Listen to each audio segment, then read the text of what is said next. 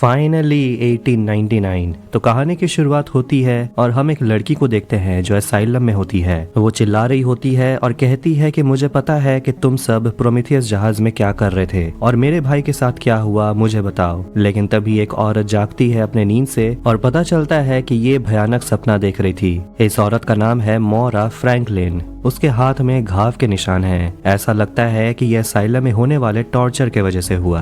वो एक जहाज में होती है जिसका नाम करबरोस है। एक न्यूज़पेपर से उसे पता चलता है कि प्रोमीथियस जहाज 4 महीने से लापता है। फिर वो अपने भाई का एक खत पढ़ती है जो उसे न्यूयॉर्क बुला रहा है। वो अपने कमरे से बाहर निकलती है और हम करबरोस जहाज का एक एरियल शॉट देख पाते हैं। फिर हम जहाज में कुछ काम कर रहे वर्कर्स को देखते हैं जो भी उसी खोए हुए प्रोमीथियस जहाज के बारे में बात कर रहे होते हैं। जहाज में कुछ गड़बड़ी होने के वजह से पोलॉक नाम का एक आदमी ऊपर जाता है जहां उसे कुछ अजीब देखने को मिलता है। अब हम जहाज में ट्रैवल कर रहे एक फ्रेंच कपल को देखते हैं, क्लेमेंस और लूसियन। और क्लेमेंस अपने पति लूसियन को बता रही होती है कि उसे बहुत अजीब लगता है कि वो उसी कंपनी के जहाज में ट्रैवल कर रही है जिसका एक जहाज 4 महीने पहले डूब गया था। मोरा डाइनिंग रूम में आती है और उसे मिलने के लिए मिसेस विल्सन आती है जो उसे पूछती है क्या तुम सच में एक डॉक्टर हो। मोरा कहती है उसे ह्यूमन ब्रेन में इंटरेस्ट था लेकिन वो एक औरत है इसीलिए वो इसकी प्रैक्टिस नहीं कर सकती। विल्सन उसे पूछती है कि तुम्हें दिमाग के बारे में क्या अच्छा लगता है, जिस पर मोरा कहती है कि हर किसी के दिमाग के अंदर उसकी दुनिया होती है, हमें बस उस दुनिया को डिकोड करना पड़ता है। वो औरत कहती है कि कभी कभी हमें इन्हें ऐसे ही छोड़ देना चाहिए। मिसेस विल्सन सारे पैसेंजर्स की तरफ इशारा करते हुए कहती है कि तुम इन्हें देखो, सबके साथ कुछ ना कुछ प्रॉब्लम्स हैं। और इसी बहाने शो के मेन कैरेक्टर से हमें इंट्रोड्यूस करवाया जाता है, स्पेनिश ब्रदर एंजल और उसका भाई प्रीस्ट रमीरो। और ये हैं 2 चाइनीज औरतें युगजे और लिंगी, और इन दोनों को तो हम पहचानते हैं। विल्सन का कहना है कि ये लोग जरूर किसी न किसी चीज से भाग रहे हैं। इसके बाद सभी एक साथ चाय का कप उठाते हैं और चाय पीते हैं। तभी वहाँ एक आदमी आता है, क्रेस्टर। वो बहुत घबराया हुआ होता है और कहता है कि उसे एक डॉक्टर की जरूरत है क्योंकि उसकी बहन की हालत बहुत खराब है। लेकिन कोई भी उसकी मदद नहीं करना चाहता और गार्ड्स उसे घसीट कर वहाँ से ले जाते हैं क्योंकि इस डाइनिंग रूम में सिर्फ फर्स्ट क्लास पैसेंजर्स आ सकते हैं। मोरा उनके पीछे जाती है और देखती है कि गार्ड्स उसे कमरे में बंद कर देते हैं और दरवाजे पर चेन लगा देते हैं। मोरा अंदर जाती है और देखती है क्रेस्टर की बहन टोवी प्रेग्नेंट है जो दर्द में चिल्ला रही होती है और मोरा उसके बच्चे को सीधा करती है जिससे उस औरत का दर्द कम हो जाता है। क्रेस्टर मोरा के हाथ में वो निशान देखता है पर उसकी बहन को मदद करने के लिए वो उसे धन्यवाद भी कहता है। फिर हम उसी फ्रांस कपल को देखते हैं जिनकी शादीशुदा जिंदगी सिर्फ एक समझौता है और लूसियन इस वजह से बिल्कुल भी खुश नहीं रहता। मोरा से छोटी लड़की एडा मिलती है जो प्रेग्नेंट लड़की टोवी की बहन है। वो कहती है कि मैं भी आपकी तरह डॉक्टर बनना चाहती हूँ और वो लड़की मोरा से पूछती है क्या आपके बच्चे हैं, जिस पर मोरा कहती है कि मेरे बच्चे नहीं हो सकते। जिसके बाद वो अचानक से बहुत घबरा जाती है और सांस लेने के लिए छटपटाती है। वो बाहर निकलती है हवा खाने के लिए तो उसे जहाज का कैप्टन मिलता है जिसका नाम आइक है। वो मोरा से कहता है कि आप फर्स्ट क्लास पैसेंजर हैं तो आप नीचे नहीं जा सकती। इस जहाज के कुछ नियम हैं जो आपको फॉलो करने ही होंगे। तभी वहाँ कुछ सेलर्स आते हैं बताने के लिए कि प्रोमीथियस जहाज से एक सिग्नल उन्हें मिला है, कुछ कोऑर्डिनेट्स है जो प्रोमीथियस हमें भेज रहा है, लेकिन वो श्योर नहीं है कि यह प्रोमीथियस से ही है। और पता चलता है कि प्रोमीथियस जहाज बस 7 घंटे की दूरी पर है।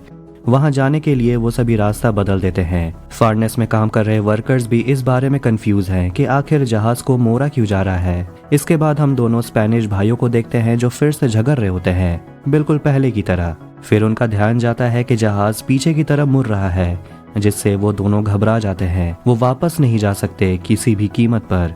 तो वही वो छोटी बच्ची एडा अपनी प्रेग्नेंट बहन टवी के साथ बात कर रही होती है और उस लड़की का मानना है कि शायद प्रोमीथियस जहाज में सब लोग मर गए होंगे। मोरा अपने कमरे में अपने भाई के खत को देखती है जिसमें लिखा हुआ है what is lost will be found, यानी कि जो खो गया है वो मिल जाएगा।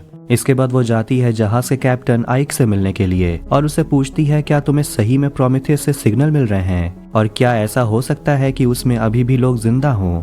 लेकिन कैप्टन का कहना है कि 4 महीने हो चुके हैं, ये तो पॉसिबल है ही नहीं। मोरा कैप्टन के परिवार की तस्वीर देखती है और कैप्टन उसे पूछता है कि तुम्हें प्रोमीथियस जहाज में इतनी दिलचस्पी क्यों है। मोरा कुछ तो छुपा रही है और कहती है कि मैं बस ऐसे ही जानना चाहती थी। और देखते हैं कि जहाज के कैप्टन के पास भी एक खत है जिसमें वही लिखा हुआ है what is lost will be found. इसके बाद जहाज का कैप्टन आइक जाता है डाइनिंग रूम में जहां जहाज के सारे पैसेंजर्स मौजूद होते हैं और वो सभी को बताता है कि उन्हें एक सिग्नल मिला है, वो भी प्रोमेथियस से, जो कुछ महीने पहले लापता हो गया था। पर लोग ये पूछने लगते हैं कि जब वो जहाज को लेकर श्योर है ही नहीं कि वो प्रोमेथियस है और ये भी नहीं जानते कि वो हमसे मदद चाहते हैं भी कि नहीं, तो हम अपना रास्ता बदल क्यों रहे हैं। कैप्टन कहता है कि प्रोमेथियस जहाज पर 1423 मुसाफिर थे और उनमें से हो सकता है कुछ जिंदा भी हों। ये सब सुनकर लूसियन और भी ज्यादा घबरा जाता है, उसके हाथ कांपने लगते हैं। उसकी पत्नी आकर उसे संभालती है और उसे कहती है कि अगर हम 1-2 दिन बाद भी अगर न्यूयॉर्क पहुंचते हैं तो इसे प्रॉब्लम क्या होगा। फिर हम एक वर्कर को देखते हैं जिसका नाम ओलेक है। वो बैठकर अपना खाना खा रहा होता है, तभी उसे मिलने के लिए जेरोम आता है जो छुपकर जहाज पर चढ़ गया था। कैप्टन और मोरा बात कर रहे होते हैं और कैप्टन मोरा से पूछता है क्या तुमने सच में मेडिसिन की पढ़ाई की है, जिस पर मोरा का कहना है कि मिसेस विल्सन सही कह दी थी, इस जहाज में सभी एक दूसरे के बारे में सब जानते हैं। कैप्टन समुद्र की गहराई को देखकर कहता है कि लोग आज तक समुद्र के गहराई के रहस्य को सुलझा नहीं पाए हैं और कैप्टन भी घबराया हुआ है ये सोचकर कि उन्हें जब प्रोमेथियस जहाज मिलेगा तो उस जहाज में उन्हें क्या मिलेगा। तभी उन्हें सामने एक जहाज दिखता है। रात के समय वो एक फ्लेयर शूट करते हैं। इसके बाद कैप्टन अपनी टीम बनाता है और अपने साथ और 4 लोग को लेकर निकलता है प्रोमेथियस में जाने के लिए और कैप्टन अपनी टीम में मोरा को भी शामिल करता है और फिर वो फादर रमीरो को भी कहता है साथ चलने के लिए। बाहर निकलकर सेलर्स देखते हैं कि समुद्र कितना शांत है, जबकि फ्लेयर सिग्नल का अभी तक कोई जवाब नहीं मिला। इसीलिए वो लोग इतना घबरा जाते हैं कि वो कैप्टन के साथ जाने से इनकार कर देते हैं। इसीलिए कैप्टन ओलेक और जेरोम को कहता है उसके साथ चलने के लिए। एंजल को जहाज में क्रिस्टल मिलता है जिससे वो अपना सिगरेट शेयर करता है। एंजल उसे देकर कहता है तुम्हारे चेहरे पर ये जो दाग है वो काफी दिलचस्प है। लगता है उसे क्रिस्टल पसंद आने लगा है। कैप्टन की टीम एक छोटे से नाव से होते हुए उस भूतिया जहाज के लिए निकलते हैं और ये सोचकर आगे बढ़ते हैं कि जरूर कोई जिंदा होगा और तभी उन्हें कोऑर्डिनेट्स मिलना बंद हो जाते हैं। प्रोमेथियस जहाज के अंदर चारों ओर अंधेरा होता है, सभी चीजें बिखरी होती हैं और ये सोचते हैं कि आखिर यहाँ हुआ क्या होगा। अब हम उन्हीं 2 चाइनीज औरतों को देखते हैं और इनका प्लान ये है कि उन्हें कुछ और दिन जापानीज बनने का दिखावा करना होगा। वापस प्रोमेथियस जहाज में उन्हें टेलीग्राफ टूटा हुआ मिलता है और वो सोचने लगते हैं कि तो फिर सिग्नल कौन भेज रहा था। मोरा को वहाँ एक कीड़ा दिखाई देता है और वो उसका पीछा करते करते एक दरवाजे के पास जाती है जिसे बाहर से बंद कर दिया गया था। दरवाजे के पीछे कोई तो है जो अंदर से दरवाजे को पीट रहा है। सभी बहुत डरे हुए होते हैं, लेकिन मोरा हिम्मत करके दरवाजे को खोलती है और उसमें एक छोटा बच्चा होता है। तो वहीं प्रोमेथियस में से एक सर्वाइवर स्विम करते हुए इस जहाज पर आ जाता है। वो अपने पॉकेट में से वैसा ही कीड़ा निकालता है जैसा कि हमने प्रोमेथियस में देखा था और वो एक फर्स्ट क्लास पैसेंजर के रूम में उसे छोड़ देता है और उसके रूम में घुस जाता है। तो वहीं वो छोटा लड़का मोरा को एक पिरामिड देता है। कैप्टन अचानक से खुद को एक अंधेरे से जंगल में पाता है। वो भागते हुए घर की तरफ आता है और वो खिड़की से अपने परिवार को देखता है और तभी उस घर में आग लग जाता है जिसमें उसकी पत्नी और 3 बेटियां मर जाती हैं और इसी भयानक सपने को देखकर वो जाग जाता है और प्रोमेथियस से उसे एक कपड़े का टुकड़ा मिला था जिसे वो अपने पास रख लेता है। उनके जहाज के कंपनी की तरफ से एक मैसेज आता है, सिंक शिप। यहाँ तक इस जहाज में और अजीब चीजें होने लगती हैं, जैसे कि कंपास ठीक से काम नहीं कर रहा।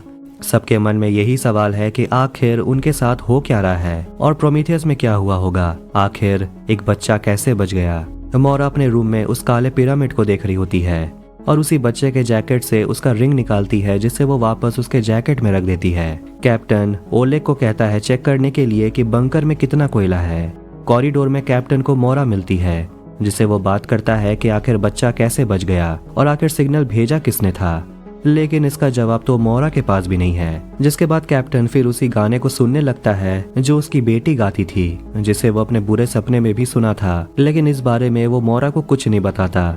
मोरा अपने कमरे तक आती है और उसी प्रोमेथियस वाले पैसेंजर को देखती है जो उसके रूम में जाने की कोशिश कर रहा था, लेकिन मोरा नहीं जानती कि वो आदमी प्रोमेथियस से है। वो कहता है कि उसका नाम डैनियल है और वो बगल वाले रूम में रहता है। मोरा अपने कमरे में जाती है और उसी छोटे बच्चे से सवाल पूछती है कि आखिर जहाज में क्या हुआ था, बाकी पैसेंजर्स कहाँ हैं।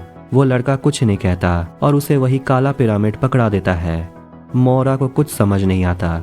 क्रिस्टर की छोटी बहन एडा कहती है कि वो अमेरिका जाकर डॉक्टर की पढ़ाई करना चाहती है मोरा की तरह, लेकिन क्रेस्टर उसे कहता है कि हमें अमेरिका जाकर चर्च बनाना होगा। और जब उसकी बहन उसे बात करती है कि वो डॉक्टर की पढ़ाई करना चाहती है तो उसका भाई उसे डांटता है। उस लड़की के जाने के बाद वहाँ एंजल आता है और उसे देखकर लगता है कि वो क्रेस्टर को पसंद करने लगा है और वो अपना सिगरेट का डब्बा उसे दे देता है। टोवी अपने भाई को कहती है कि उन अमीर आदमियों से दूर रहो और तुम अपना वादा याद रखो।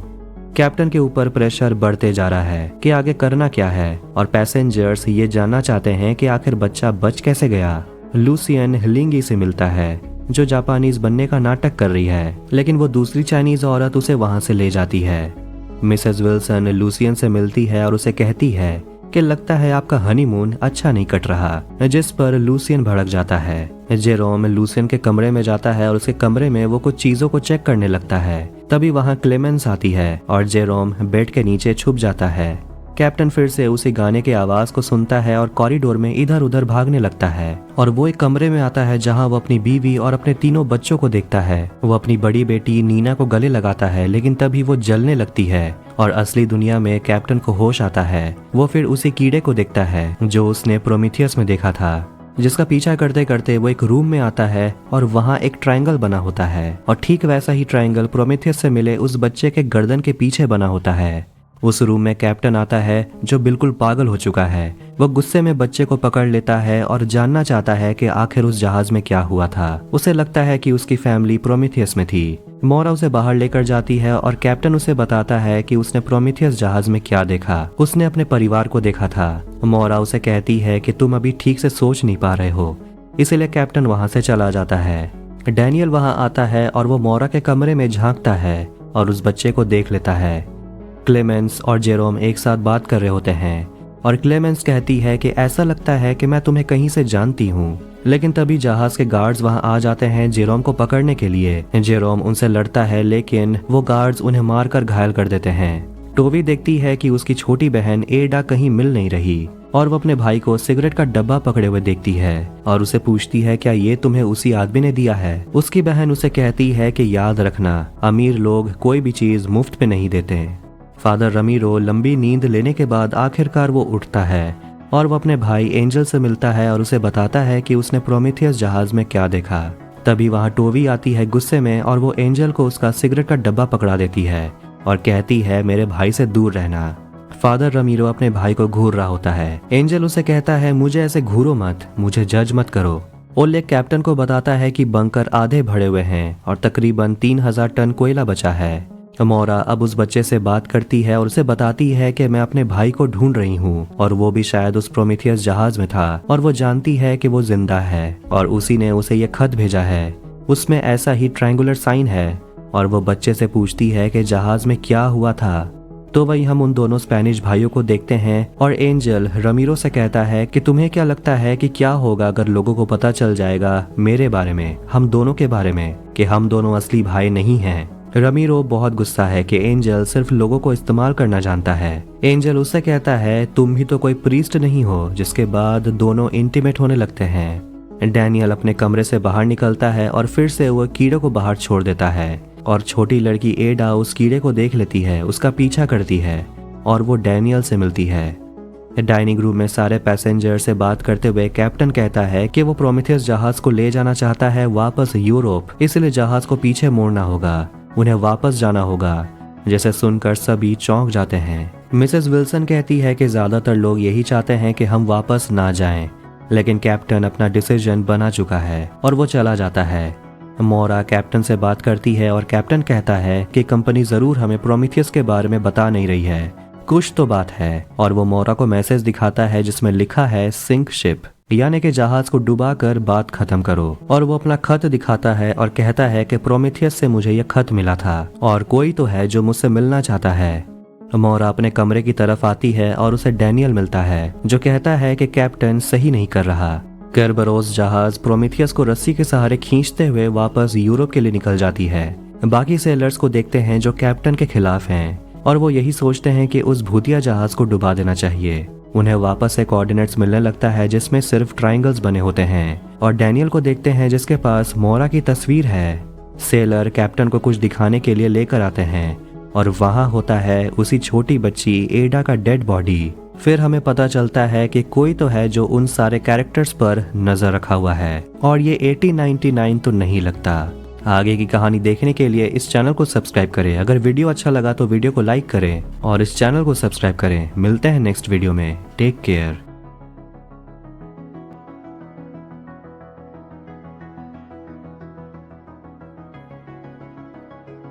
1899 की आगे की कहानी में हम लिंग यी को देखते हैं जो बहुत ही बुरा सपना देखकर अचानक से उठ जाती है कि वो समुद्र के अंदर एक वुडन बॉक्स में कैद होती है। वो डाइनिंग रूम में जाती है जहां मिस विल्सन उसे कहती है कि खाना खाने के बाद मुझसे मिलने आना मेरे कमरे में।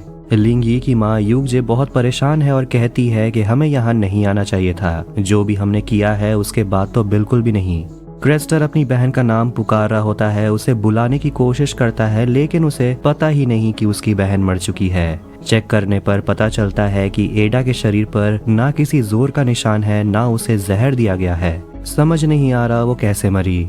डॉक्टर मर्रे कहते हैं कि शायद हो सकता है ये छोटी बच्ची हार्ट अटैक से मरी हो। डॉक्टर मर्रे कैप्टन और बाकियों को बताता है सर्वाइवल ऑफ द फिटेस्ट के बारे में और उसे लगता है कि भगवान इस दुनिया से बुरे बीज को हटाना चाहता है। शायद ये भगवान का तरीका है। मोरा बताती है कि 3rd क्लास में सफर कर रही एक प्रेग्नेंट लड़की टोवी की ये बहन थी और जैसा कि हम जानते हैं कि कर्बरॉस प्रोमेथियस को खींचते हुए यूरोप के लिए निकल चुकी है, लेकिन उन सभी को अचानक से रास्ते में एक धुंध के चादर का सामना करना पड़ता है और इस हालत में वो आगे नहीं बढ़ पाएंगे। इसलिए कैप्टन कहता है कि हम यहीं रहेंगे और धुंध के छटने का इंतजार करेंगे।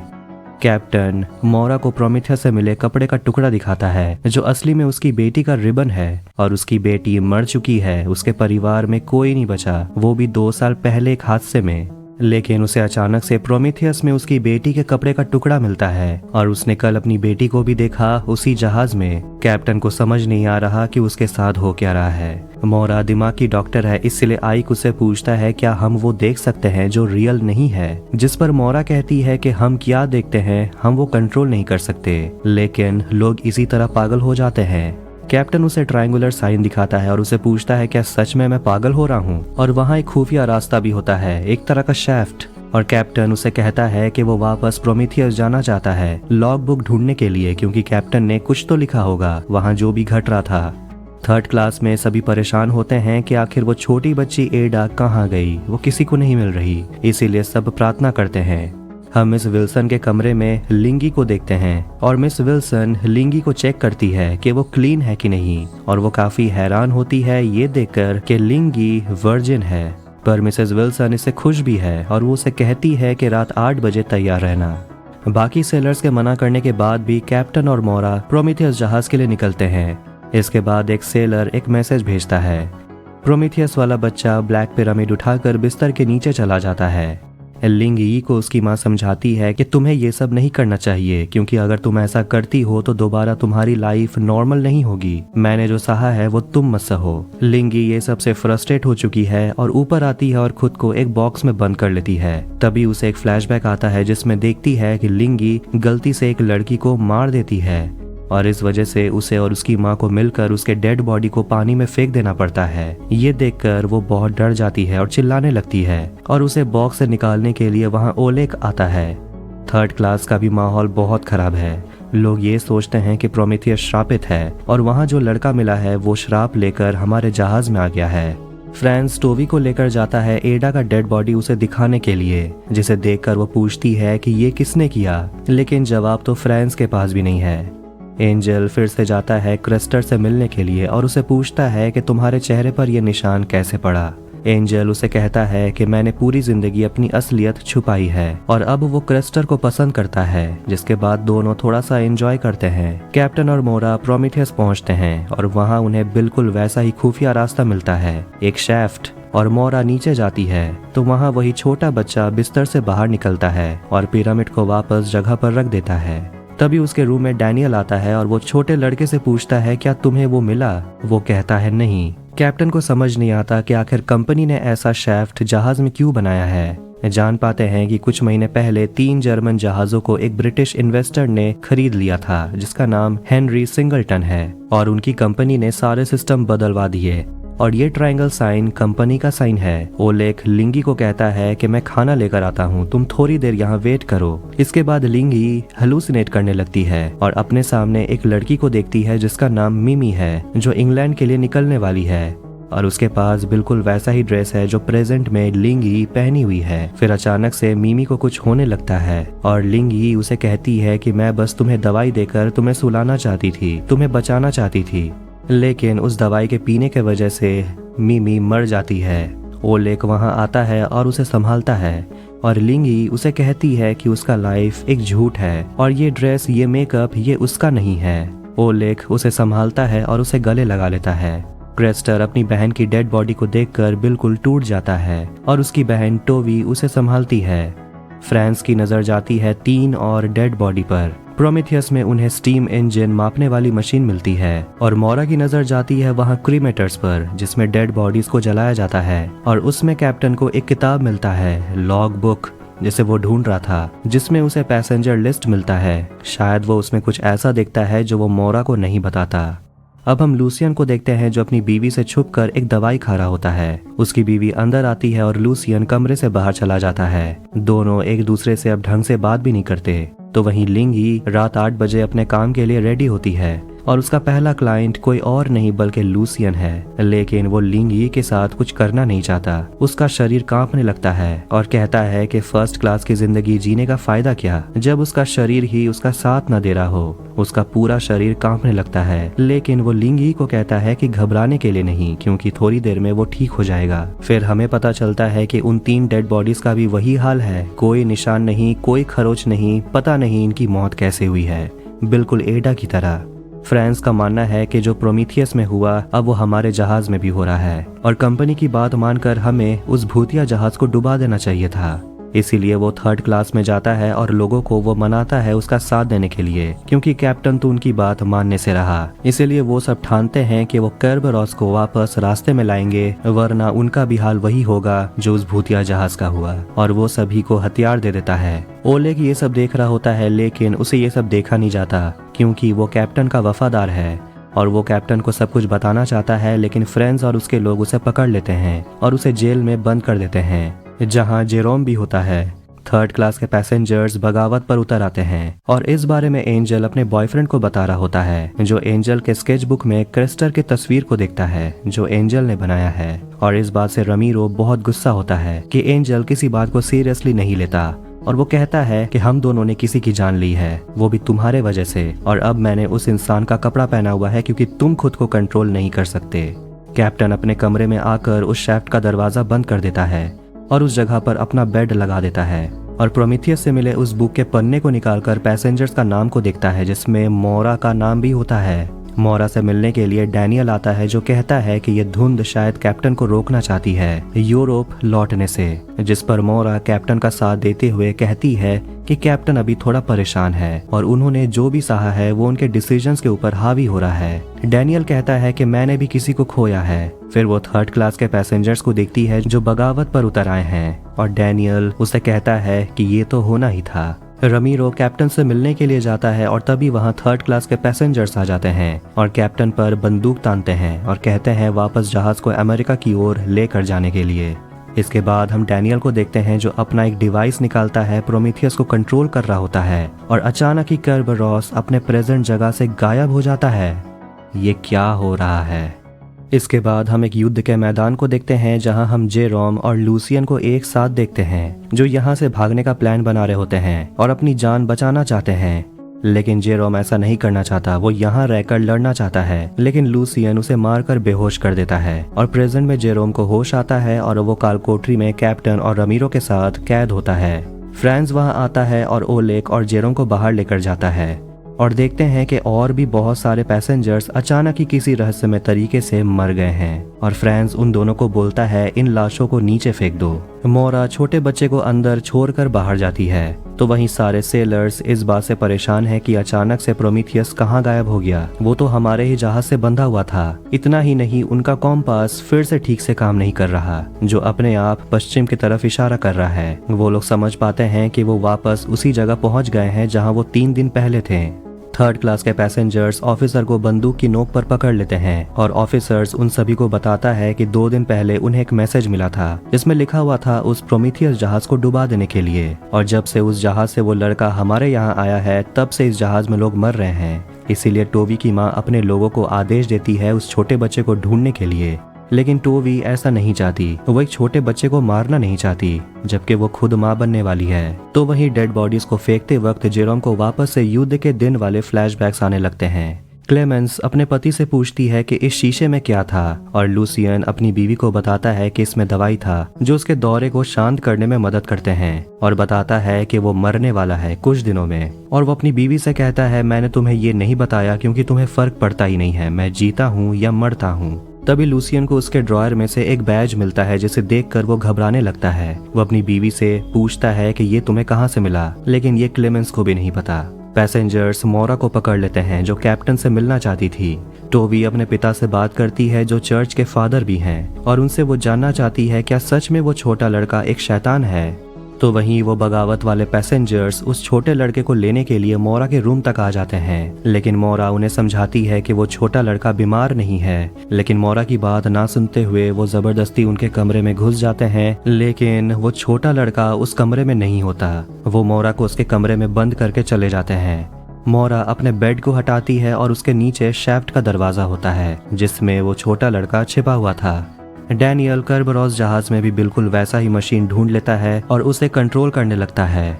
तो वहीं जेरोम भागने की कोशिश करता है और भागते हुए वो क्लेमेंस के रूम में आता है, और गार्ड्स के वहां से गुजरने के बाद जेरोम कहता है कि वो जा रहा है कैप्टन को छुड़ाने के लिए। क्लेमेंस उसे कहती है कि वो भी उसकी मदद करना चाहती है ताकि उसके फर्स्ट क्लास पैसेंजर होने का कोई तो फायदा हो। थर्ड क्लास पैसेंजर्स सारे कमरे की तलाशी लेते हैं उस लड़के को ढूंढने के लिए। इसके बाद वो एंजल के कमरे में आते हैं तो एक आदमी उसका कीमती घड़ी चुराने की कोशिश करता है। एंजल क्रिस्टर को बोलता है अपने आदमी को रोकने के लिए, जिस पर क्रिस्टर की माँ चौंक जाती है कि आखिर ये अमीर आदमी उसके बेटे को पहचानता कैसे है। लेकिन वो समझ जाती है कि आखिर चल क्या रहा है, और वो गुस्से में अपने बेटे से कहती है कि इससे अच्छा होता कि एडा की जगह तुम मर जाते। मोरा दरवाजे को खोलने की कोशिश करती है लेकिन वो नहीं खुलता। तभी वो छोटा बच्चा वहां आता है और अपने कीड़े को दरवाजे को पार करने देता है और वो दरवाजा अनलॉक हो जाता है। तो वही हम रमीरो और कैप्टन को देखते हैं जो जेल से निकल चुके हैं, और उन्हें जेरोम और क्लेमेंस मिलते हैं जो कैप्टन के साथ हैं। लूसियन देखता है कि उसकी बीवी उसके कमरे में नहीं है। तो वहीं उस कीड़े को फॉलो करते हुए वो छोटा लड़का और मोरा कॉरिडोर में छुपकर आगे बढ़ते हैं और एक रूम में घुस जाते हैं जो क्रेस्टर देख लेता है। कैप्टन और बाकी तीनों मिलकर लाइफ बोट पानी में उतारने की कोशिश करते हैं। तभी वहां मोरा आती है और कैप्टन उसे पूछता है कि आखिर प्रोमीथियस में चल क्या रहा है और तुम जरूर कुछ जानती हो। लेकिन तभी वहां क्रेस्टर अपने थर्ड क्लास पैसेंजर्स को लेकर वहां आ जाता है जो उस बच्चे को मारना चाहते हैं, और वो लड़का अपनी मर्जी से उनके तरफ चला जाता है। जेरोम हथौड़ा उठाने की कोशिश करता है तो उसे गोली खाना पड़ता है और उन सभी को पकड़ लिया जाता है। जेरोम के एक फ्लैशबैक को देखते हैं जिसमें जेरोम एक पिंजरे में बंद होता है और लूसियन उसे धोखा देकर वहां से भागने वाला था, और जाने से पहले वो उसे बैज देता है। फिर जेरोम को होश आता है और क्रेस्टर की बहन टोवी अपने भाई को समझाती है कि उन आदमियों का साथ मत दो, लेकिन क्रेस्टर उसकी बात नहीं सुनता। तो वहीं जेरोम थर्ड क्लास पैसेंजर से लड़ते हुए कैप्टन और बाकी पैसेंजर्स को बचा लेता है। क्रेस्टर की माँ अपने लोगों से कहती है कि छोटे बच्चे को पानी में फेंक दो। तभी मोरा, कैप्टन और बाकी सभी वहां पहुंचते हैं, लेकिन वो उनकी बात नहीं सुनते और वो आपस में ही लड़ने लगते हैं। क्रेस्टर की माँ उस छोटे बच्चे को उठाकर समुद्र में फेंक देती है, और इस बात से उस छोटे बच्चे के चेहरे पर ना कोई डर होता है ना खौफ। मोरा उसे बचा भी नहीं पाती। डैनियल मोरा को लेकर वहां से निकलता है तो वहीं लूसियन अपनी बीवी को लेकर वहां से चला जाता है। कैप्टन का साथ देने वाले लोग डाइनिंग रूम में आते हैं और मोरा इस कंफ्यूजन में है कि उस बच्चे ने खुद को बचाया क्यों नहीं। ऐसा लगता है कि जैसे वो बच्चा जानता था कि उसके साथ ऐसा कुछ होने वाला है। कैप्टन मोरा से पूछता है कि अब तुम सच बताओ कि प्रोमीथियस के लॉग बुक में तुम्हारा नाम क्यों है। तभी अचानक से सबका ध्यान जाता है एक कैबिनेट पर जिसमें से रोशनी निकलने लगती है और उसमें से बाहर आता है वही छोटा बच्चा जिसके हाथ में वो काला पिरामिड होता है। मोरा हैरान होकर उसे देखती है और वो छोटा बच्चा उसे गले लगा लेता है। 1899 की आगे की कहानी में हम मोरा के फ्लैशबैक को देखते हैं जिसमें वो एसाइलम वाले कपड़े पहनकर भाग रही होती है और उसके हाथों में वही निशान होते हैं। लेकिन उसे पकड़ लिया जाता है और एसाइलम में लाया जाता है, जहां वो एक बूढ़े आदमी को चिल्ला चिल्ला कर कहती है कि मुझे पता है कि तुम प्रोमीथियस में क्या कर रहे थे और मेरा भाई कहाँ है जो प्रोमीथियस में था। उसे चेयर से बांध दिया जाता है और उस पर एक सिरिंज इंजेक्ट किया जाता है और तभी उसे होश आ जाता है और देखती है कि सब लोगों ने उस छोटे बच्चे को बंद करके रख दिया है और उस कैबिनेट के दरवाजे के हैंडल पर बिल्कुल उसी तरह रॉड लगाया गया है जिस हालत में उसे प्रोमीथियस में ढूंढा गया था। कैप्टन घबराया हुआ है कि आखिर वो बच्चा कैसे बच गया और वो मोरा से पूछता है कि तुम्हारा पैसेंजर लिस्ट में नाम क्यों था। फ्रांस अपने साथियों को बताता है कि अब हम अमेरिका पहुंच कर रहेंगे और अभी भी वो जमीन से लगभग 3 से 4 दिन दूर हैं, लेकिन उन्हें डर है कि अमेरिका पहुंचकर उन्हें मौत की सजा दी जाएगी क्योंकि उन लोगों ने बगावत की है। लेकिन क्रेस्टर की माँ सभी को भरोसा दिलाती है कि हम सब सही हैं। टोवी अपने भाई क्रेस्टर से बात करते हुए बताती है कि उनकी माँ पागल हो गई है, उनका साथ मत दो। लेकिन क्रेस्टर को ऐसा नहीं लगता। उसकी बहन क्रेस्टर को बोलती है कि तुमने उस छोटे लड़के को मारने में उनका साथ दिया है, जिस पर क्रेस्टर कहता है कि जैसे तुमने किसी की जान नहीं ली है। क्लेमेंस अपने पति का सामना करती है, जिसे पता चला कि उसका पति कोई लेफ्टिनेंट नहीं है। लूसियन ने उसे जो भी बोला है वो सब झूठ है, जिस पर लूसियन कहता है कि तुम्हारे लिए कहना बहुत आसान है क्योंकि तुम्हारे पास पहले से ही सब कुछ था। मुझे यहाँ तक आने में बहुत कुछ झेलना पड़ा है। टोवी कैप्टन के साइड आ जाती है और कहती है कि मैं आप सबको अपनी माँ को रोकने में मदद करूंगी। तभी वो लड़का कैबिनेट के अंदर से दरवाजे को पटकता है और मोरा दरवाजा खोलने के लिए आगे बढ़ती है तो एक आदमी उस पर गोली चला देता है और उसे बचाने के लिए डैनियल कूद पड़ता है। लेकिन तभी ऐसा लगता है कि जैसे सब कुछ थम गया हो। मोरा कंफ्यूज हो जाती है। वो गोली को हटा देती है और कैबिनेट को खोलकर बच्चे को बाहर निकालती है और वो समझ जाती है कि ये सब करने वाला कोई और नहीं बल्कि यही काला पिरामिड है। मोरा उसे पूछती है कि आखिर चल क्या रहा है, तुम मुझे अब तो बताओ। लेकिन वो लड़का उसे कमरे से लेकर बाहर चला जाता है। तभी सब कुछ नॉर्मल हो जाता है और लोग देखते हैं कि कैबिनेट खुला हुआ है। तभी अचानक से जहाज में सायरन बजने लगता है और ये सब होता देखकर कैप्टन डैनियल से पूछता है कि मैंने तुम्हें कल मोरा से बात करते हुए देखा था, तुम उसे जानते हो, मुझे जवाब दो वो कौन है। लेकिन टोवी कैप्टन को संभालती है और कैप्टन इस बात से बहुत परेशान है कि अमेरिका पहुंचने के लिए कोयले को जिस तेजी से यूज किया जा रहा है 2 दिन के अंदर ही कोयला खत्म हो जाएगा और हम समंदर के बीच ही फंस जाएंगे। हमें जल्द ही इंजन का कंट्रोल अपने हाथ में लेना होगा किसी भी तरह। सायरन की आवाज बंद होते ही अचानक एक घड़ी की आवाज चालू हो जाती है, जिसे सुनकर कुछ लोग आगे बढ़ने लगते हैं। ऐसा लगता है कि वो किसी के वश में है, कोई उन्हें कंट्रोल कर रहा है, जिसमें लिंग यी की माँ भी शामिल है और क्रेस्टर भी। वो सारे लोग बिना रुके ऊपर जाते हैं और जहाज से सीधा समंदर में कूद जाते हैं, जिसे देखकर जहाज के बाकी लोग शॉक्ड हो जाते हैं कि आखिर ये क्या हो रहा है। मोरा उस बच्चे से पूछती है कि बाहर क्या हो रहा है, लेकिन वो बच्चा कुछ कहता ही नहीं। वो कागज में लिखता है दे आर लिसनिंग, यानी कि वो लोग हमें सुन रहे हैं। इसलिए वो छोटा बच्चा मोरा के कान में कहता है मैं तुम्हें नहीं बता सकता, तुम्हें ये बात क्रिएटर से खुद पूछना होगा। टोवी और उसकी माँ को पता चलता है कि क्रेस्टर पानी में कूद गया है, वो मर चुका है। ये देखकर कैप्टन और उसके लोग अपनी पूरी कोशिश करते हैं हलुसिनेट कर रहे इंसानों को रोकने की। लिंग यी ओले के पास आती है और उसे गले लगकर रोती है क्योंकि उसकी माँ भी कूद गई। छोटा लड़का अपने कमरे के शेफ्ट के नीचे जाता है और मोरा उसे फॉलो करती है। वो जमीन पर पहुंचती है, बिल्कुल उसी जगह जहां असाइलम के लोग मोरा को पकड़कर ले गए थे। वो अपने सामने उसी मेंटल असाइलम को देख पाती है। डैनियल मोरा के कमरे में आता है और शेफ्ट को खुला हुआ देखकर वो नीचे जाता है, लेकिन अब दरवाजा बंद होता है। अपने डिवाइस को यूज करके वो दरवाजा खोलता है और उसी जगह पहुंचता है जहां वो उस छोटे लड़के को देखता है और उसे कहता है कि तुम्हें ऐसा नहीं करना चाहिए था, उन्हें पता है कि हम यहाँ हैं। लेकिन लड़का कहता है कि हम इतनी दूर पहले कभी नहीं आए, शायद इस बार हम कामयाब हो जाएंगे। डैनियल उस बच्चे को कहता है कि तुम थोड़ी देर यहीं रुको ताकि वो लोग तुम्हें ढूंढ ना पाए। रमीरो अपने कमरे में जाता है एंजल को चेक करने के लिए, ये देखने के लिए कि कहीं वो भी तो नहीं कूद गया। तो वहीं जेरोम फिर से लूसियन से लड़ता है और अपना भड़ास निकालता है। फिर वो लूसियन और क्लेमेंस और खुद को बांध लेता है ताकि वो भी दूसरे लोगों की तरह कूद ना जाए, क्योंकि पता चला कि ये लोगों में फैल रहा है। जो लोग पहले होश में थे वो भी धीरे धीरे कूद रहे हैं। तो वहीं टोवी भी अपनी माँ को बांध देती है। कंपनी से ऑफिसर को एक मैसेज मिलता है जिसमें वही लिखा हुआ है sink ship. Daniel engine room में जाता है मशीन को वापस से ठीक करने के लिए ताकि इस जहाज का हाल प्रोमीथियस की तरह ना हो। लेकिन तभी वहाँ एक वर्कर आता है जो डैनियल पर हमला करता है, ये सोचकर कि वो बगावत करने वाले लोगों में से एक है। लेकिन जैसे ही वो एक बटन दबाता है वो दूसरा आदमी बेहोश हो जाता है। मोरा मेंटल हॉस्पिटल में जाती है। वहाँ उसे वही कमरा मिलता है जिसका रूम नंबर है 1011, जो उसके जहाज के कमरे का भी नंबर है।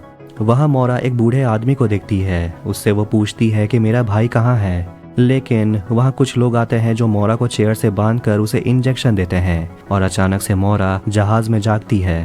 कैप्टन मोरा से मिलता है और उसे पूछता है कि तुमने वो कैसे किया, तुम अचानक से गायब कैसे हो गई। जिस पर मोरा कहती है कि वो पिरामिड, वो चीज समय को रोक सकती है। वो कैप्टन को बताती है कि तुम सही थे, मैंने तुम्हें अपने बारे में बहुत कुछ नहीं बताया है। मेरा नाम मोरा फ्रैंकलिन नहीं है, मेरा नाम मोरा सिंगलटन है और हेनरी सिंगलटन मेरे फादर हैं। मोरा कहती है कि हो सकता है हमारे साथ जो हो रहा है ये एक तरह का एक्सपेरिमेंट हो। उसके पिता को जहाज खरीदने में कोई दिलचस्पी नहीं थी, बल्कि वो इंसानों के दिमाग को पढ़ना चाहते थे।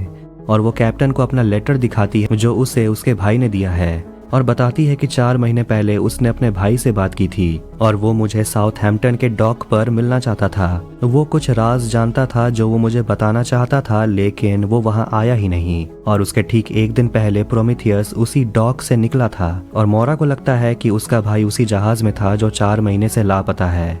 मोरा एक कीड़े को पकड़ लेती है और उस कीड़े के मदद से वो शेफ्ट में एक रास्ता ढूंढती है। कैप्टन भी उसके पीछे जाता है और एक जंगल में पहुंचता है। ये वही जगह है जो कैप्टन के फ्लैशबैक में हमने देखा था। कैप्टन अपनी बेटी के गाने की आवाज को सुनकर अपने घर के तरफ आता है। दोनों कैप्टन के घर के अंदर जाते हैं और यही सोचते हैं कि आखिर एक जहाज के अंदर ऐसा जगह कैसे हो सकता है। और जहाज के एक ऑफिसर के पास बिल्कुल वैसा ही डिवाइस देखते हैं जो डैनियल के पास था।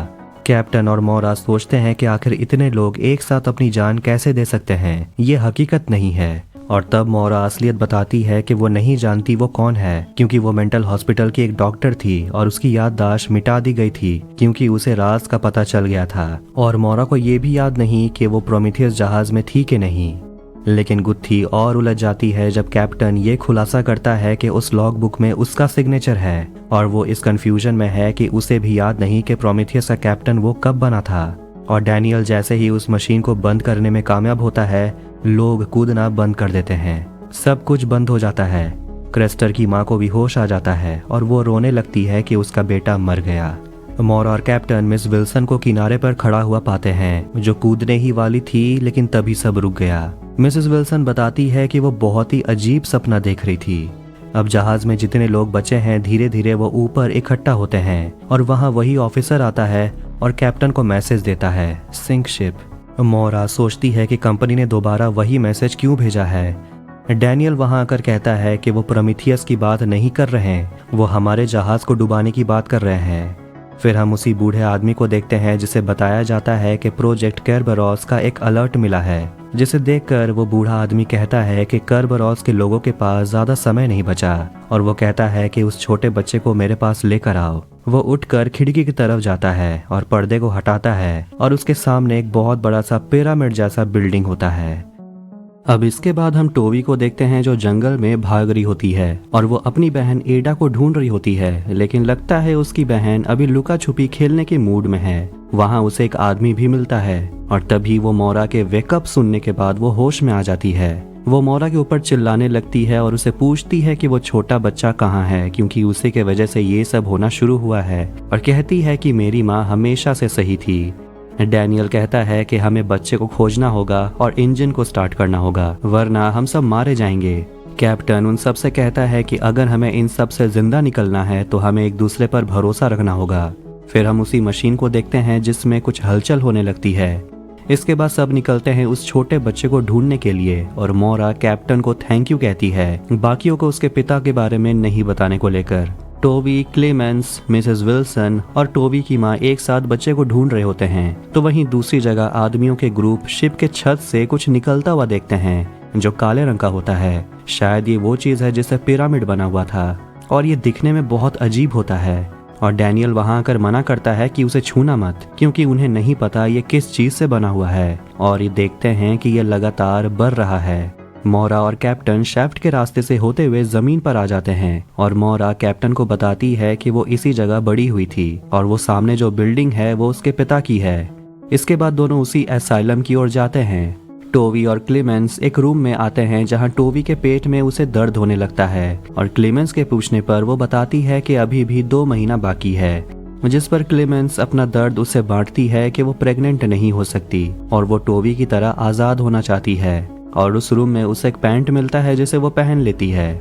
ओलेग, लिंगी, जेरोम और एंजल फार्नेस तक आते हैं और वापस से इंजन को स्टार्ट करने की तैयारी करते हैं। लिंगी ओलेग के साथ कोयले के बंकर में जाती है और दोनों मिलकर मशीन को चालू करते हैं और लिंगी को ओलेग के पॉकेट से स्टैचू ऑफ लिबर्टी का पिक्चर मिलता है और वो उसे उठाकर देखती है और ओलेग बताता है कि अमेरिका में उसका भाई रहता है और लिंगी उसे किस कर लेती है।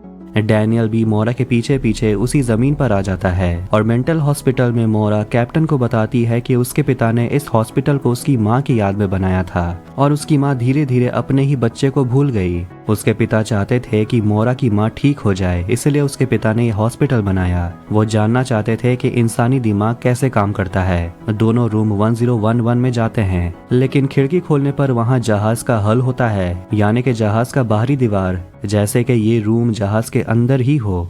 सेबेस्टियन, रमीरो और टोवी के डैड एक साथ बैठे होते हैं और सिग्नल मिलने का वेट कर रहे होते हैं। रमीरो उसे कहता है कि मुझे क्रेस्टर के मरने का दुख है और क्रेस्टर के पिता बहुत इमोशनल हो जाते हैं और कहते हैं कि अचानक ही उनका परिवार बिखरने लगा और उसकी पत्नी ईश्वर की आवाज को सुनने लगी। लेकिन क्रेस्टर के मरने के बाद अब उसके पिता मानते हैं कि ईश्वर होते ही नहीं हैं। लेकिन रमीरो, जो असली फादर है भी नहीं, वो असली फादर को भरोसा दिलाता है कि आपको भगवान पर यकीन रखना चाहिए।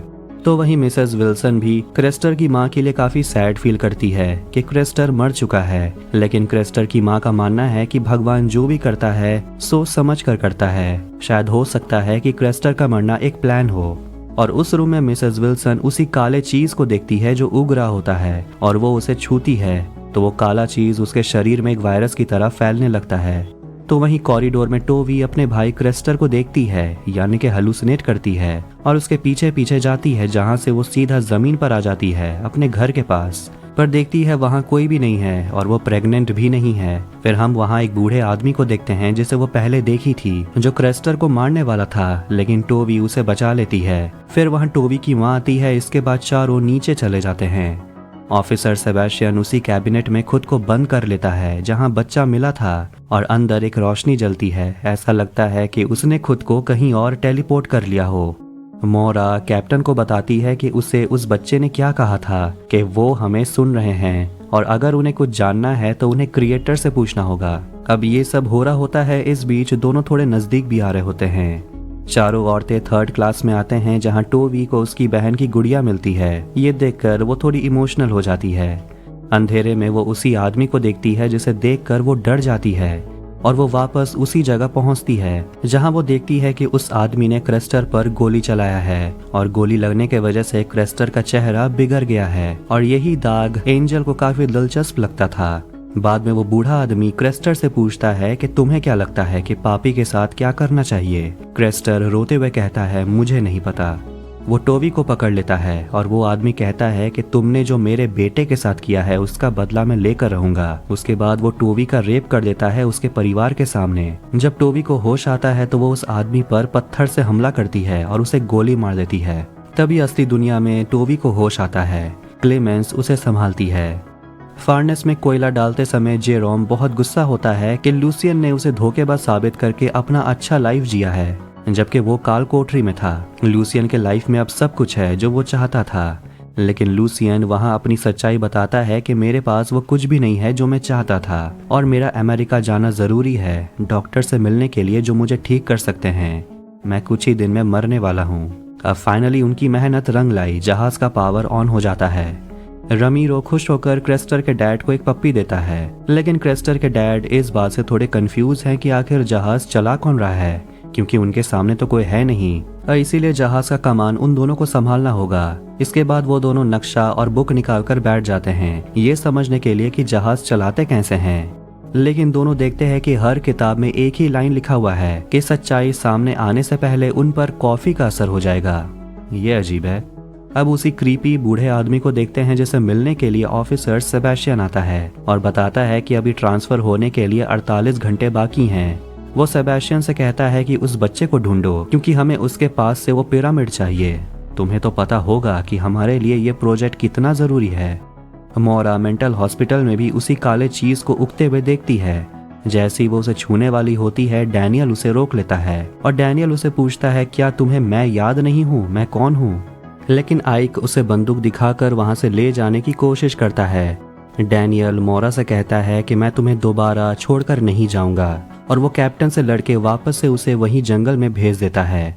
डैनियल मोरा को बताता है कि उन दोनों की शादी हुई थी 12 साल पहले, लेकिन मोरा एक अजनबी के बात पर भरोसा नहीं करती और उसे कमरे में बंद कर देती है। वो बाहर आती है और अपने पिता को पुकारती है और गुस्से में बंदूक को फेंक देती है और बंदूक के वजह से सामने हवा में क्रैक हो जाता है।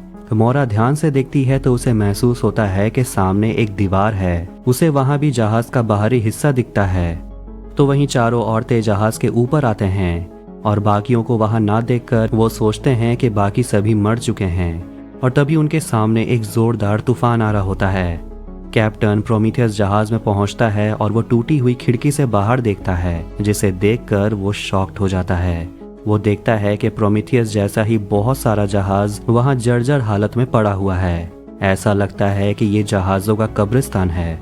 1899 के आगे की कहानी में हम मोरा और डैनियल के शादीशुदा जिंदगी को देखते हैं। वो दोनों एक दूसरे से बात कर रहे होते हैं कि काश वो दोनों हमेशा ऐसे ही रह सकते हैं। जाने से पहले डैनियल उसे कहता है कि मुझे कभी भूलना मत। मोरा के वहां से जाते ही अचानक से सायरन बजने लगता है। डैनियल बाहर आता है तो मोरा का गाउन उसे मिलता है और डैनियल अपने सामने एसाइलम को देखता है, जिसके बाद वो मोरा का वेकअप सुनकर उठ जाता है। वो अभी भी एसाइलम के उस रूम में बंद है। बाहर से मोरा उसके दरवाजे पीटने का आवाज सुन रही होती है। डैनियल मोरा से कहता है कि मेरा डिवाइस कहाँ है और देखते हैं कि वो डिवाइस मोरा के पास ही है। मोरा शेफ्ट के रास्ते अपने रूम में आती है और देखती है कि तूफान अब जहाज तक पहुंच चुका है। वो अपना एक लॉकेट निकालती है।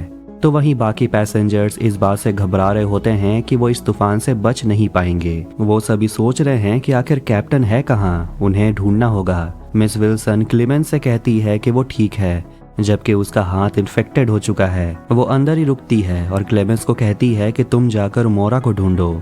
डैनियल एसाइलम में उसी रूम में बंद होता है और खिड़की के बाहर कैप्टन को जहाज का जो हल मिला था, यानी बाहरी दीवार मिला था, उसे डैनियल खोल देता है, जहां उसे कुछ केबल्स मिलते हैं और वहां एक शैफ्ट होता है। मोरा कैप्टन को ढूंढ रही होती है और वो मिस विल्सन से मिलती है। वो बहुत ही घबराई हुई होती है और सोचती है कि वो मरने वाली है क्योंकि वो इन्फेक्टेड हो चुकी है। लेकिन मोरा उसे कहती है कि आप घबराइए मत, ये बस एक बुरा सपना है। जहाज में हर जगह वो काला चीज उगते ही जा रहा है। तो वहीं ऑफिसर सेबेस्टियन ड्रॉयर के अंदर से एक डिवाइस निकालता है, जहां से वो जहाज को कंट्रोल कर सकता है और वो ढूंढता है कि आखिर वो छोटा बच्चा और कैप्टन कहाँ है। मोरा जाती है कैप्टन के घर, जहां वो उसकी बीवी से मिलती है, जो किसी रोबोट की तरह बात करती है और उसे पूछते रहती है, क्या तुम ठीक हो और क्या मैं तुम्हारी मदद कर सकती हूँ। और ये देखकर मोरा वहाँ से भागती है।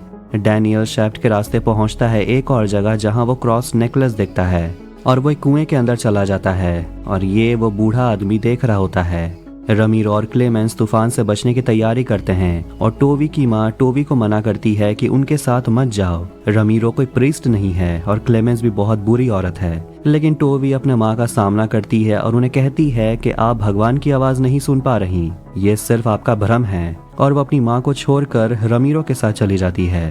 तो वहीं डैनियल एक के बाद एक दूसरे दुनिया में पहुंचते जाता है, जो असली में अलग अलग पैसेंजर्स की दुनिया है।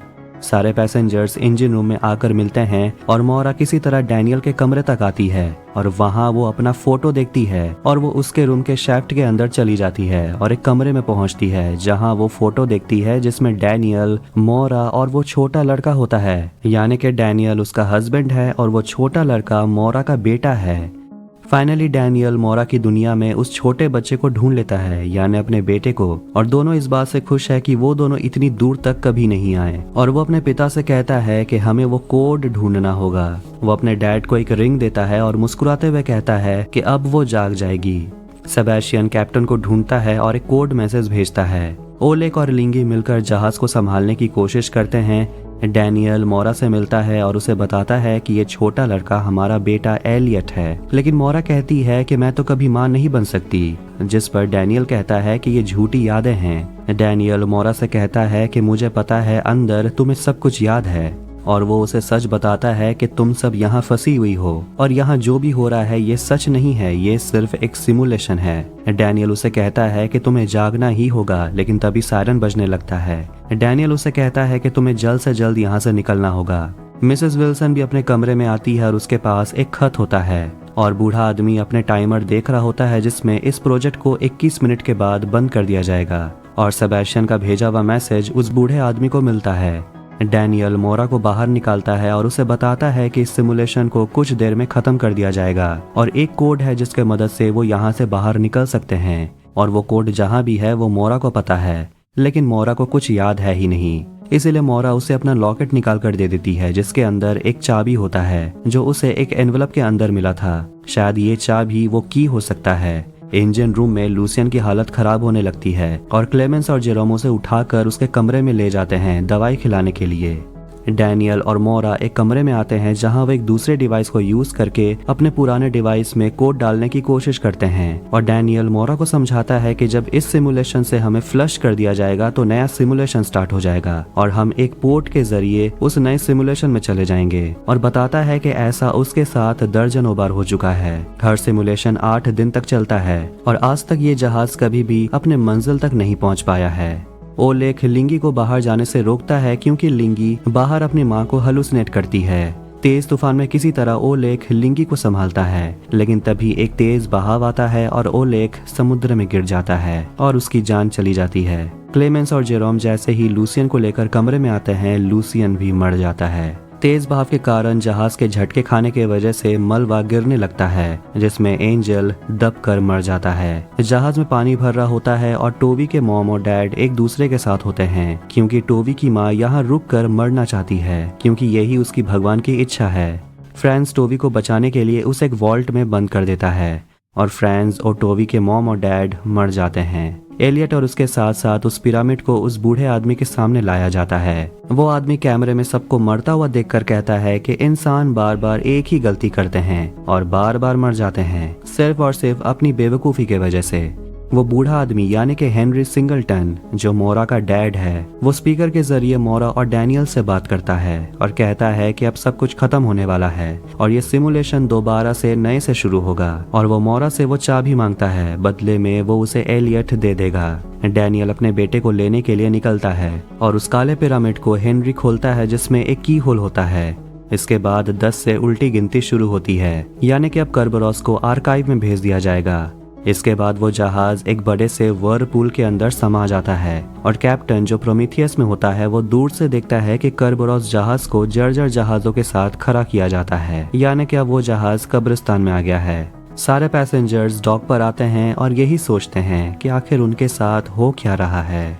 अब हम एलियट को देखते हैं जो भागते हुए अपनी माँ के पास आता है और वो अपनी माँ को दिखाता है कि उसने एक कीड़े को पकड़ लिया है जिसे वो एल्फ्रेड नाम देता है और वो उस कीड़े को कैद में रखना चाहता है, लेकिन मोरा उसे समझाती है कि तुम्हें इसे छोड़ देना चाहिए, जैसे कि तुम एक दिन बड़े हो जाओगे और मुझे तुम्हें छोड़ना पड़ेगा। फिर सीन चेंज होता है जहां एलियट अपने माँ का गाउन पकड़े हुए खड़ा होता है और वो अपनी माँ को ढूंढ रहा होता है, लेकिन तभी उसे होश आ जाता है और उसके सामने उसके दादाजी यानी कि हेनरी होते हैं और वो एलियट से कहता है कि तुम्हारी माँ एक धोखेबाज है क्योंकि वही एक ऐसी इंसान है जो हमें यहाँ से बाहर निकाल सकती है। जबकि कैप्टन किसी तरह कर्बरोस में आकर मोरा से मिलता है और मोरा से वो पूछता है कि आखिर वो बच्चा कहाँ है और डैनियल ने मुझे प्रोमीथियस में कैसे पहुंचा दिया। मोरा उसे बताती है कि डैनियल उसका हस्बैंड है और वो छोटा लड़का उसका बेटा है और वो सारे पैसेंजर से कहती है कि उसके पिता जहाज कंपनी के ओनर हैं और उनकी दुनिया में लॉजिक से काम नहीं होता और हमारे साथ जो हो रहा है ये सही नहीं है, ये भ्रम है। और देखते हैं कि किसी को भी याद नहीं कि वो जहाज में कैसे आए थे। मोरा अपना लेटर निकालती है जिसे देखकर सभी अपना लेटर निकालते हैं, बिल्कुल वैसा ही दिखने वाला लेटर। पता चलता है कि उन सभी का यहाँ पर आने का कोई तो राज है। हेनरी एलियट को लेकर पिरामिड वाले बिल्डिंग के सामने आता है और वो एलियट को सच दिखाने के लिए उसे असाइलम में लेकर जाता है।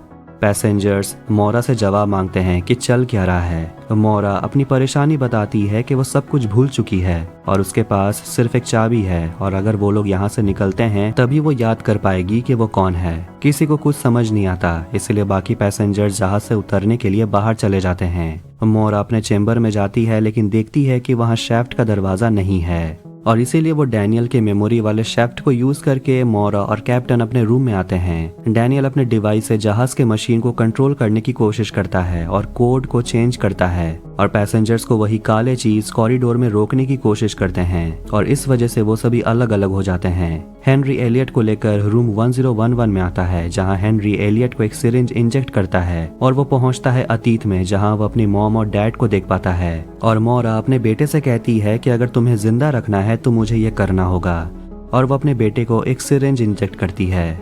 और होश में आने पर एलियट ये मानने से इनकार कर देता है कि ये उसकी मेमोरी है। हेनरी उसे प्लेटोस केव एलेगरी के बारे में बताता है, जिससे मोरा जानना चाहती थी, और जानने के बाद उसकी लाइफ उथल पुथल हो गई। थ्योरी के हिसाब से हमें ऐसा लगता है कि हम रियल लाइफ में जी रहे हैं, लेकिन ये सब एक झूठ है। वो कहता है कि हमारा क्रिएटर भगवान है और हम उनके लिए सिर्फ कठपुतलियां हैं, लेकिन देखा जाए तो कोई भगवान को भी कंट्रोल कर रहा होगा और कोई उसे कंट्रोल कर रहा होगा, कोई उन्हें कंट्रोल कर रहा होगा। फिर वो खुलासा करता है कि ये दुनिया असली में एलियट के लिए एक डॉल हाउस है जिसे मोरा ने बनाया है। तो वही मोरा और कैप्टन भी एक जगह पहुंचते हैं। वो एलियट से कहता है कि यहाँ से निकलने का सिर्फ एक रास्ता है। वो पिरामिड को खोलता है जिसमें एक की होल होता है, लेकिन इसका चाबी मोरा के पास है। पैसेंजर्स कॉरिडोर में दौड़ रहे होते हैं, लेकिन उन्हें भागने के लिए कोई दरवाजा नहीं मिलता। दरवाजा अचानक से गायब हो गया है, लेकिन उन्हें दरवाजा मिलता है जो ग्लिच कर रहा होता है। और उसी दरवाजे से लिमेंस और जेरोम लिंगी के मेमोरी में चले जाते हैं और टोवी के मेमोरी में पहुंचते हैं रमीरो और लिंगी। सेबेस्टियन ये सब देखकर घबरा जाता है और हेनरी को वो बताता है कि डैनियल सिमुलेशन के आर्किटेक्चर को बदल रहा है और हेनरी को डर है कि इससे हम सब इसी सिमुलेशन में फंस जाएंगे। रमीरो कुएं में से एक पिंजरा निकालता है जिसमें से मिमी की आवाज आती है और ये देखकर लिंगी दूसरे दरवाजे से दूसरे दुनिया में पहुंच जाती है, जहां वो स्टैचू ऑफ लिबर्टी की तस्वीर को देखती है, यानी ये ओलेख की दुनिया है। वहां लिंगी को ओलेख मिलता है जो लिंगी के लिए वहां से निकलने का रास्ता ढूंढता है। रमीरो एंजल की आवाज सुनकर कुएं के नीचे जाता है और हेनरी को इस बात का डर है कि कोड को क्रैक करने के चक्कर में डैनियल पूरे सिमुलेशन को बर्बाद कर देगा। सारे पैसेंजर्स एक दूसरे के सिमुलेशन से बाहर निकलते हैं और जहाज में मिलते हैं और मोरा कैप्टन के साथ वापस एसाइलम में जाती है। सेबेस्टियन आकर मोरा से चाबी मांगता है और सेबेस्टियन एक बटन दबाता है जिससे कैप्टन गिर जाता है। मोरा इसके बाद जाती है फाइनली अपने पिता से मिलने के लिए। वो उसे चाबी ले लेता है और वो जगह एक एसाइलम के कमरे में बदल जाता है और मोरा को जबरदस्ती चेयर में बिठाया जाता है और वहाँ हेनरी अपनी बेटी को बताता है कि ये दुनिया असली में तुम्हारा है और इस दुनिया की क्रिएटर कोई और नहीं बल्कि तुम हो। मोरा अपने बेटे को कहती है कि मैंने ऐसा नहीं किया और हेनरी उसे एक सिरिंज देता है। हेनरी वो चाबी लेकर उस पिरामिड के की होल में घुसाता है, लेकिन वो सभी असली दुनिया में जाग नहीं पाते। पता चलता है कि डैनियल ने सिमुलेशन के कोड को क्रैक कर लिया है, यानी कि उसने कोड को बदल लिया है। और सारे पैसेंजर्स एक साथ खड़े होते हैं और सोच रहे होते हैं कि उनके साथ आखिर हो क्या रहा है। तभी ये सिमुलेशन डिलीट हो जाता है। मोरा को होश आता है और वो अपने हाथ में एक अंगूठी देखती है और फाइनली वो डैनियल से मिलती है और उसे पूछती है क्या ये सब रियल है, जिस पर डैनियल कहता है कि ये हमारा बनाया हुआ पहला सिमुलेशन है। डैनियल ने कोड को बदल दिया है जिससे सिरिंज लगने पर वो उस सिमुलेशन के बजाय पहले सिमुलेशन में आ गई। डैनियल बताता है कि हेनरी के पास जो पिरामिड है वो अब बेकार हो गया है।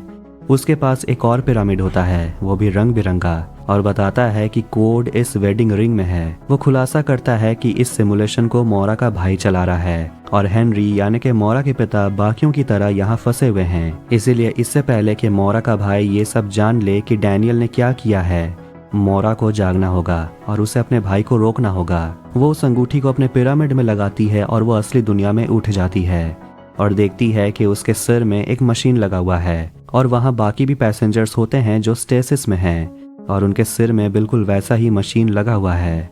मोरा खिड़की के बाहर देखती है और पता चलता है कि वो असली में एक स्पेसशिप में है जिसका नाम प्रोमीथियस है। वहाँ उसे एक मैसेज मिलता है जिसमें वही मैसेज लिखा हुआ है जो रमीरो को किताब में मिला था। मॉनिटर पर मोरा को एक मैसेज मिलता है जिससे पता चलता है कि ये प्रोजेक्ट प्रोमीथियस है और इस स्पेसशिप में बिल्कुल जहाज की तरह 1423 पैसेंजर हैं और करीब 550 क्रूज हैं और प्रेजेंट डेट है अक्टूबर 29, 2099, यानी कि ये 1899 नहीं है। और मोरा को उसका भाई टेक्स्ट करता है और कहता है वेलकम टू रियलिटी। पर क्वेश्चन ये है क्या ये सच में रियलिटी है? ये तो पता चलेगा सीजन 2 में। तो अगर आपको ये वीडियो पसंद आया तो वीडियो को लाइक करें, चैनल को सब्सक्राइब करें ऐसे ही मूवीज और टीवी सीरीज एक्सप्लेनेशंस के लिए। मिलते हैं नेक्स्ट वीडियो में। Take care.